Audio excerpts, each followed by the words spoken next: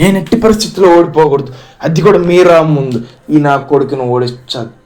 అదే మోటివేషన్గా జాక్ పరిగెడుతూ ఉంటాడు. డానియల్ కూడా సేమ్ టు సేమ్, ఇద్దరు పక్క పక్కనే పరిగెడుతూ ఉంటారు. ఎవరు గెలుస్తారో చెప్పలేని విధంగా ఉంది సిచ్యువేషన్. ఇంకా వ్యూవర్స్ కూడా వీడియోని చూస్తున్నారు కానీ సబ్స్క్రైబ్ చేయట్లేదు, ప్లస్ లైక్ చేయట్లేదు. సో కంటిన్యూ చేసే ముందు వీడియోని లైక్ చేసి ఛానల్ని సబ్స్క్రైబ్ చేయండి. ఇంకా జాక్ డానియల్ హోరాహోరీగా పరిగెడుతూ ఉంటే మనకి కొన్ని విషయాలు తెలుస్తాయి. మన జాక్ ఎవరైతే ఉన్నాడో గత కొద్ది సంవత్సరాలుగా మిడిల్ స్కూల్ అయిపోయిన తర్వాత నుంచి ట్రైనింగ్ చేయటం లేదంట. ఇక దాంతోపాటు వీళ్ళు ఒక పాస్ట్ సీన్ చూపిస్తారు మనకి జాక్ ఇంకా మీరా ముందు ఎందుకు గెలవడానికి ఇంత కసిగా ఉన్నాడు జాక్. ఇష్టంతోనైనా ఇంకేమైనా రీజన్స్ ఉన్నాయి అన్నది ఇప్పుడు తెలుస్తుంది. ఏంటంటే చిన్నప్పుడు ఏంటంటే మన మీరా దగ్గర ఒక టెడ్డీ పేరు ఉండేదంట, పేరు బ్రౌనీ. మీరా దాన్ని చూపిస్తుంటాను జాకి, చూడు జాక్ ఇది నా బెస్ట్ ఫ్రెండ్ బ్రౌనీ అని చెప్తుంటే, ఓ అవునా ఏంటి చిన్నపిల్ల చేస్తుంది, ఈడే నాలుగు జనాభిత్తుడు ఉన్నాడు, ఈడే చిన్నపిల్లల గురించి మాట్లాడుతున్నాడు మళ్ళీ. అయితే మీరా దాని కింద పడేస్తుంది. జాక్ దాన్ని వెంటనే వచ్చి పెట్టుకుంటాడు. హే ఏంటి మీరా నీ పిచ్చి ఏమైనా పట్టింది, ఇప్పుడే కదా నీ ఫ్రెండ్ అది ఇదేమో పడేస్తున్నావు. కాదు జాక్ అది నాకు కడుపు పట్టుకొని పడిపోతుంది. మీరా డాక్టర్ కాడికి జాక్ వెంటనే తీసుకెళ్ళిపోతాడు. ఫ్లాష్ మ్యాన్ ఇలా అంటాడు డాక్టర్, నువ్వు సరైన టైంకి తీసుకొచ్చావు పుట్టాడా, తన లోపల అపెండిక్స్ పేలిపోయింది, మేబీ ఆమె కొంచెం కాన్స్టిపేషన్ ఉన్నట్టుంది, అందువల్ల అలా జరిగింది, పర్లేదు ఇప్పుడు అంతా సేఫ్. మీరా ఏమో చాలా హ్యాపీగా ఉంటుంది ఇప్పుడు. థ్యాంక్ యూ జాక్, నువ్వు అమేజింగ్ అది ఇది అని మనం ఫోర్తులతో ముంచేస్తాం. మనోడు పెద్ద హ్యాపీ అయిపోయి ఉంటాడు. దాన్ని గుర్తు తెచ్చుకొని ఇప్పుడు పరిగెడతాడు. డానియల్ సర్పాస్ చేసి వెళ్ళిపోతూ ఉంటాడు. కానీ తెలిసిందే కదా ఇక స్టామినా రన్ అవుట్ అయిపోవడం వల్ల ఆల్మోస్ట్ ఫినిష్ లైన్కి దగ్గరలో ఉంటాడు. కానీ డానియల్ పుంజుకొని ఫినిష్ లైన్ క్రాస్ చేసేస్తాడు. ఈడ జాక్కి మాత్రం నేను ఓడిపోయానే అదో బాధ. ఏం చేయగలడు, వెళ్ళి మూల కూర్చొని నేను ఎలా ఓడిపోయానో డానియల్ గాడి ముందు అని చెప్పి బాధపడుతూ ఉంటాడు. అప్పుడే ఇప్పుడు మెరగా నుంచి మీరా వస్తుంది. హే జాక్ ఏం చేస్తున్నావు అంటే, ఓ చేసావా, ఏం లేదు. డానియల్ కూడా వచ్చి ఇలా అంటాడు. డానియల్, జాక్ మేము ఇప్పుడు ఇదంతా అయిపోయింది, స్పోర్ట్స్ డే పార్టీ జరుగుతుంది, అక్కడికి వెళ్తున్నావు, నువ్వు కనపడలేదు, ఫోన్ చేస్తే ఎత్తట్లేదు, అందుకే వచ్చావు నీకోసం. ఓ ఇప్పుడు ఓడిపోయినందుకు ఇప్పుడు నన్ను అవమానిస్తున్నావు వచ్చి, ఏంటి ఇప్పుడు నేను మగాడిని కాదు అంటున్నావు ఏంటి డానియల్. జాక్ చెప్పి ఒక్క మాట కూడా డానియల్ వింటం లేదు.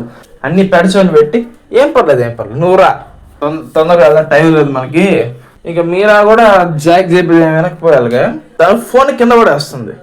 నా ఫోన్ డానియల్ దాన్ని పట్టుకోబోతుంటాడు, వాడి వాళ్ళకి కాదు. ఇట్లాంటి వాటిల్లో ఎక్స్పీరియన్స్ ఎక్స్పర్ట్ సర్టిఫికేషన్లు ఎవడుకున్నాయి మన జాక్ గాడికే.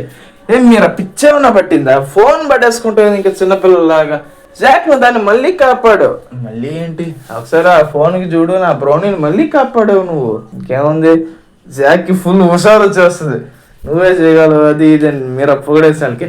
ఏ డానియల్ పరిగెత్తడం కాదు మోగుతాను, అసలు మగాడివేనా, ఇట్లాంటివి కూడా పట్టుకోలేవు, నువ్వెందుకు వేస్ట్ గడివి అని చాలా పోజ్ కొడుతూ ఉంటాడు జాక్.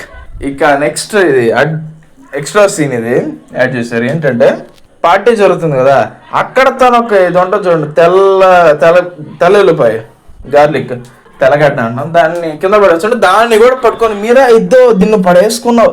చూసేవాళ్ళు కూడా ఏంట్రా జాక్ అన్ని పట్టుకుంటున్నాడు, అన్ని కింద పడేవాటిని పట్టుకుంటున్నాడు ఏంది అలా, ఆపే జాక్ ఎందుకు ఇవన్నీ అంటుంది మీరా. దీంతో స్పోర్ట్స్ డే ఆర్క్ కంప్లీట్ అవుతుంది. స్పోర్ట్స్ డే తర్వాత ఇప్పుడు అసలుది ద హారర్ ఆర్క్, నేను పూర్తి పనిగా చూడలేదు, హారర్ బాగుంటది చూద్దాం. అది ఆదివారం అమావాస్య, కొరియా కాలరాత్రి, కాకుల ద్వారాని ఆ అడవిలోకి జాక్ మీరాతో పాటు వెళ్తూ ఉంటాడు.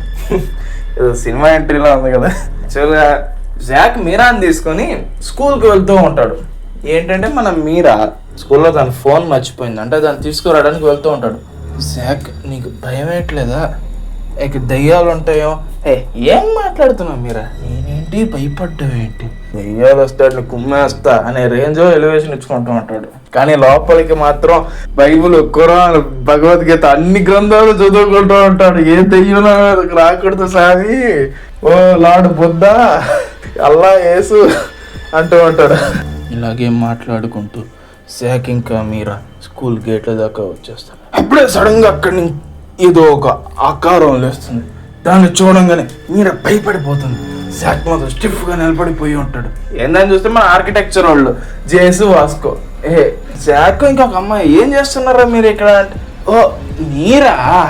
నేను ఇంకా ఏందా అనుకున్నా. జాక్ నువ్వు భయపడలేదు కదా? బయట స్టిఫ్గా కనపడుతున్నాడు, లోపల వణికిపోతుంటాయి. జాక్ నా గుండె ఆగిపోయింది అనుకున్నా కదరా నేను.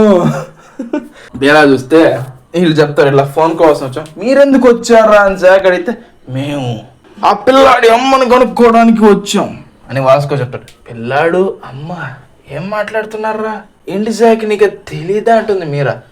తెలియదు నాకు ఎవడు పిల్లాడు అమ్మ తెలియదు. అదే ఆవిడ ఒక రిచ్ ఫ్యామిలీలో వచ్చి పెళ్లి చేశారంట ఆమెని. పైగా ఆవిడ డెలివరీ అవుతుండగా చనిపోయిందంట.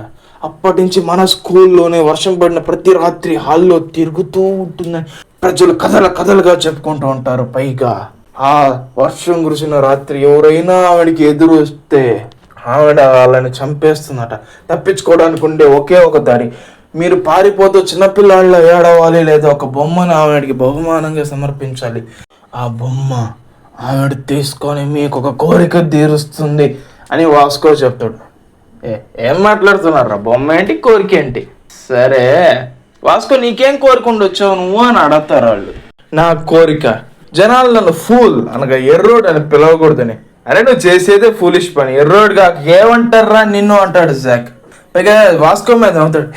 చిన్నపిల్లాడు అంటే అది వేయాలని చూసి నాకు భయపడుతున్నావు ఏంటి నేను నమ్ముతున్నావు అంటే చేసి కాగొద్ది. నువ్వు మా వాస్కో ఎక్కిరిచ్చంతోడివారా నువ్వు? సరే అంత మగోడు అయితే దెయ్యాలంటే నీకు భయం లేకపోతే ఇదిగో పెన్నా ఇస్తున్నా. స్టోరేజ్ రూమ్లో చెప్తున్నారు కదా సోకాళ్ళు దెయ్యం అని, ఆ దెయ్యం ఫోటో అక్కడ సంతకం చేసినారా నువ్వు జాక్లీ అయితే ఇంకా దిక్కులేక. జాక్లీ వాళ్ళ ముందే పెద్ద బెలవన్లో పోతాడు, నేను సంతకం పెట్టి వస్తా.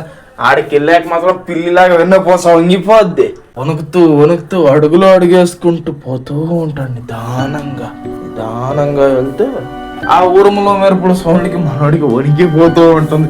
అంటూ ఉంటాడు ఏ దయ్యం దగ్గరికి రాకూడదు అంతే. నేను ఎవరిని డిస్రెస్పెక్ట్ చేయట్లేదు, ఎందుకని వాడు భయపడిపోతున్నాడు. అక్కడ దేవుడిని ప్రార్థిస్తుంటాడు, అయ్యా స్వామి ఏ దయ్యం నా ముందరికి రాకూడదు. అయితే అంతా బాగానే ఉంది. స్టోరేజ్ రూమ్ ఇదే స్టోరేజ్ రూమ్ అని చెప్పి దాన్ని తీస్తాడు. ఓపెన్ చేసి లైట్స్ ఆన్ చేద్దాం అనుకుంటాడు జాక్. కానీ ఆన్ చేస్తుంటే ఆన్ కావట్లా. చైనా కొడుకులు జనరేటర్ కూడా బాగు చేయాలి, ఫీజులు అంతంత తీసుకొని పవర్ కట్ అయి ఉంటుంది కదా.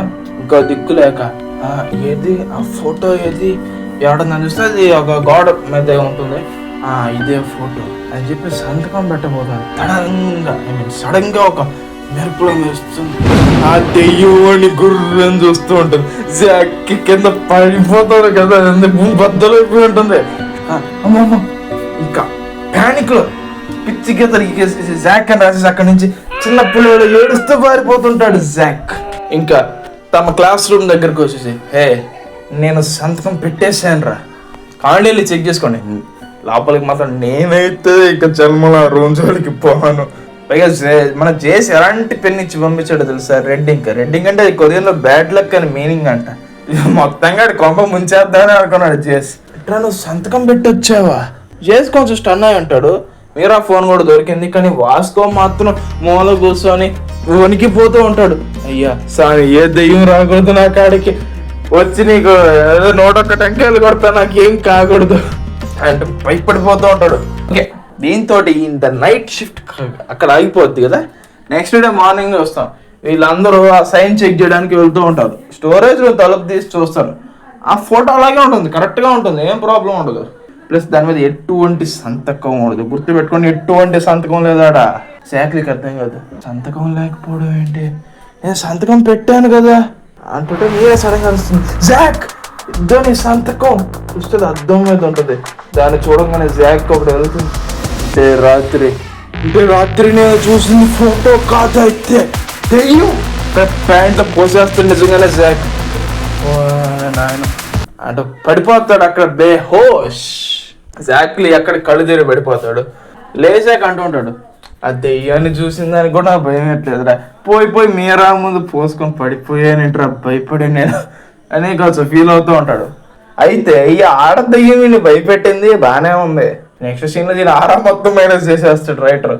ఏంటంటే డానియల్ వెళ్తూ ఉంటాడు, ఇంటికి వెళ్తున్నాడు స్కూల్కి వస్తున్నాడు నాకు తెలియదు, వెళ్తుంటే నాకు ఇదేదో స్ట్రేంజ్గా ఫీల్ అవుతుంది, ఎవరో నన్ను చూస్తున్నట్టు. మేబీ అది నా భ్రమ ఏంటి అని ఆలోచిస్తాను. కానీ తేరా చూస్తే ఆడ దెయ్యం వీడి వెనకాల పడి ఉంది, బాగా హ్యాండ్సమ్గా ఉన్నాడని చెప్పి ఫాలో అవుతుంది.